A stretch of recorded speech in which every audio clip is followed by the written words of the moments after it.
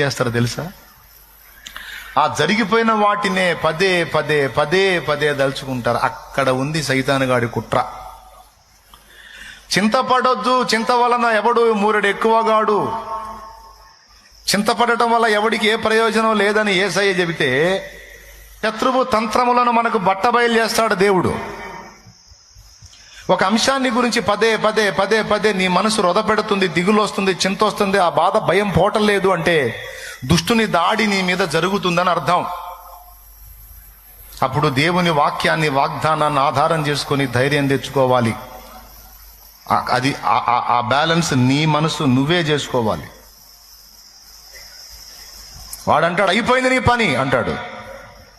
దేవుడు అంటే ఏం కావాలా, అదిగో వాక్యం, నా వాగ్దానం ఉంది చూడు, ఏమైపోలా, నేను నీకు తోడై ఉన్నా, మళ్ళా మొదలు పెడతా, భయపడొద్దు, కృంగిపోవద్దని దేవుడు